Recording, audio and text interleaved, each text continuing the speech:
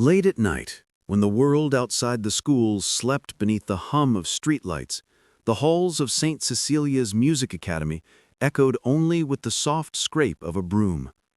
The janitor, Elias, moved slowly, his shadow stretching across the polished floors like a ghost from another time. No one noticed him during the day. He was invisible, the man who cleaned after others' dreams. But tonight, something pulled his attention, a faint, broken sound from the old auditorium. He pushed open the heavy wooden door, and there it was, a grand piano, covered in dust, one leg cracked, its strings dull and lifeless. It had once sung for the greatest students of the academy.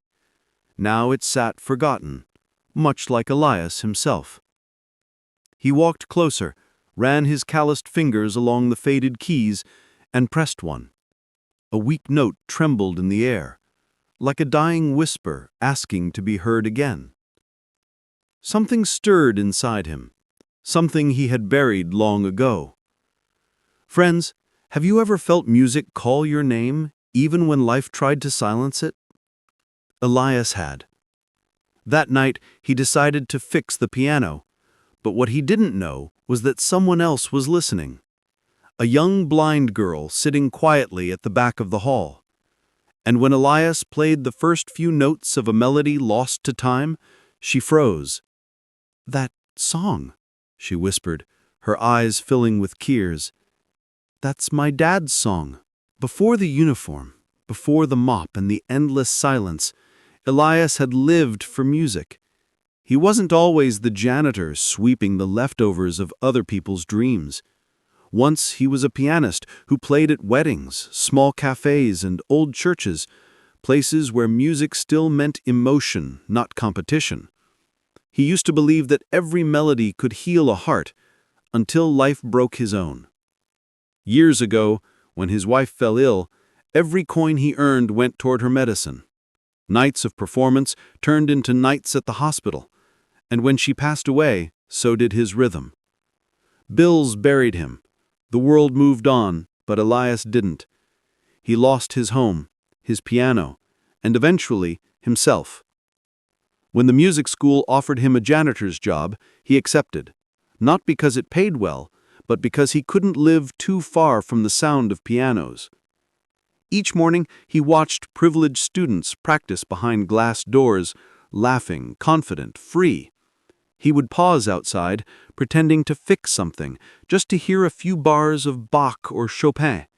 And every note whispered, "You used to belong here too." But Elias didn't play anymore. His hands, once graceful, were now rough from years of labor. His back bent not from age, but from the weight of forgotten dreams. Sometimes he'd stare at the posters of young prodigies hanging on the walls and wonder, can broken dreams ever play again? Friends, have you ever watched your passion fade into something you only dust off in memories? Elias had. And though the world saw a tired janitor, deep inside there still lived a man who remembered the language of music, a man waiting for one last song to bring him back to life. The storm came without warning that night, rain beating against the windows like restless fingers, thunder rumbling across the empty corridors of the academy. Elias had stayed behind to finish mopping the main hall, but something pulled him again toward the old auditorium. He stepped inside, and lightning flashed through the tall glass panes, revealing the piano, half covered with a tarp, forgotten in the corner. Dust had claimed every inch of it. The once polished keys were yellowed and chipped, one leg crooked from age. Elias stared at it for a long time, as if looking into a mirror. Both of them broken, both still standing. He lifted the tarp gently, brushing away the dust like he was uncovering a buried treasure. Then, with trembling hands, he pressed a single key. The sound was faint and cracked, but it was there. Something inside him stirred. Night after night, Elias began to stay late, working quietly under the flickering lights. He tightened loose strings, fixed broken hammers, cleaned each key with the same care one gives to an old friend. His hands, though rough and scarred, remembered every motion. Slowly, the piano began to breathe again. And when he finally played, even softly, the sound filled the empty hall with something more than music. It was memory, pain, and hope tangled together. But what Elias didn't know was that he wasn't alone. Sitting near the doorway, listening intently, was Leela, a young blind girl who came to the academy for music therapy. She sat perfectly still, her hands clasped on her lap, her eyes glistening as if she recognized the invisible melody echoing through the air. To her, those notes weren't just music, they were pieces of a past she thought she'd never hear again. He didn't hear her at first, the soft shuffle of her shoes, the quiet intake of breath as she stepped closer. He was lost in the music. His eyes closed, swaying gently as his fingers moved across the keys like they had found their home again.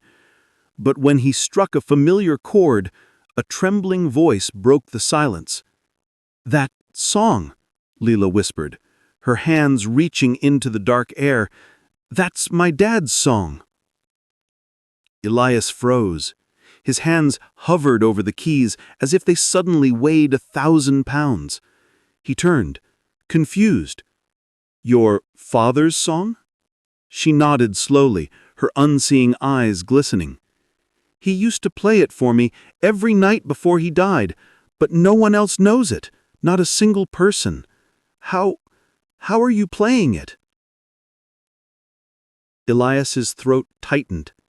The name Leela echoed in his memory like a long-forgotten echo. He stepped closer, heart pounding. "Your father, was he Mr. Rowan?" Leela gasped. "You knew him?" Elias lowered his head. "I didn't just know him, I worked for him. Years ago, I tuned his piano, repaired his keys, even watched him compose late into the night. That melody," he paused, eyes misting, "I helped him finish it, the day before his last concert." Leela pressed her palms against the piano, feeling the vibrations beneath her fingers. A tear slipped down her cheek. "Then you were there. The man my father said understood his music better than anyone." Elias could barely breathe. Memories flooded back, her father's laughter, the candlelight on the sheet music, the promise to share that final song with the world. But tragedy had stolen the chance. "Who taught you this?" Leela asked again, her voice shaking. Elias looked at her, unable to speak. For the first time in years, words failed him. Because the truth wasn't learned, it was remembered. By morning, word had spread through the academy. Someone had repaired the old grand piano. The teachers gathered around it, whispering in disbelief.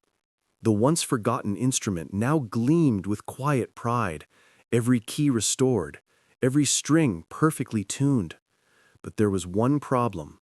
No one had authorized the repair. The principal called an urgent meeting. "Who touched school property without permission?" he demanded. And then a nervous voice from the back spoke up. Elias. He stepped forward, holding his cap in his hands. "I did, sir," he said softly. "The piano was falling apart.